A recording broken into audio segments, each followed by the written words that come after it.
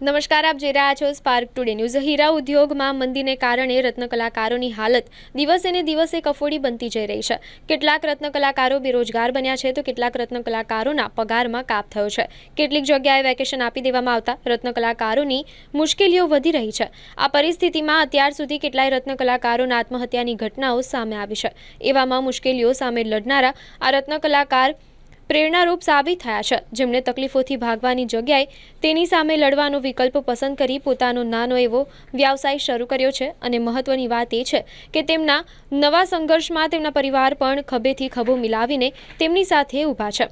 વાત છે વરાછા વિસ્તારમાં રહેતા રાકેશભાઈની, જે છેલ્લા ઘણા વર્ષોથી રત્નકલાકાર તરીકે કામ કરતા હતા, પરંતુ હીરામાં મંદી આવતા 40,000 પગારદારથી તેઓ સીધા 15,000 પગાર પર પહોંચી ગયા હતા। આ પરિસ્થિતિમાં પરિવારનું ભરણ પોષણ કરવું મુશ્કેલ બન્યું હોય તેમણે પોતાની પત્ની સાથે વરાછા હીરાબાગ ગૌશાળા રોડ પર રત્નકલાકાર સૂપ હાઉસ શરૂ કર્યું છે। અને બીજી વિશેષ વાત એ છે કે આ કામમાં તેમના બાળકો પણ સમય મળતા તેમની સાથે ઊભા રહે છે। રત્નકલાકારના આ સાહસે સાબિત કર્યું બતાવ્યું છે કે મુસીબતો સામે હારવા કરતાં લડવાનો વિકલ્પ પસંદ કરીએ તો દરેક ખરાબ દિવસોમાંથી પસાર થઈ શકાય છે।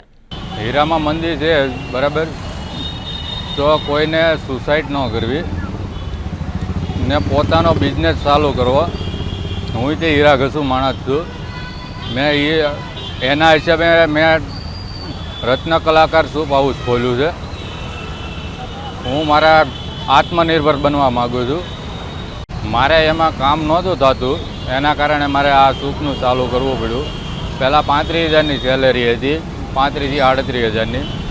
અત્યારે 12-13,000 રૂપિયા કમાણી મળે છે। એમાં અમારે ઘરનું ભરણ પોષણ નહોતું થતું, એના કારણે મારે સૂપનું ચાલુ કરવું પડ્યું। ને અમુક માણસો સુસાઇડ કરે છે, તો સુસાઇડ કરવાનું ટાળો ને આત્મનિર્ભર બનવાનું નક્કી કરો। હું બપોરે ઘરે વહી આવું છું જોબ ઉપરથી, પછી બૈરા છોકરા સાથે મળીને બનાવીએ છીએ। બનાવીને અહીંયા લાવીને સ્ટોલ લગાવી છે રત્નકલાકાર સૂપ હાઉસ। મેં સૂપ હાઉસ ચાલુ કર્યું, એનું એડ્રેસ છે હીરાબાગ ગૌશાળા રોડ, પીપી સવાણી સ્કૂલની સામે રત્નકલાકાર સૂપ હાઉસ।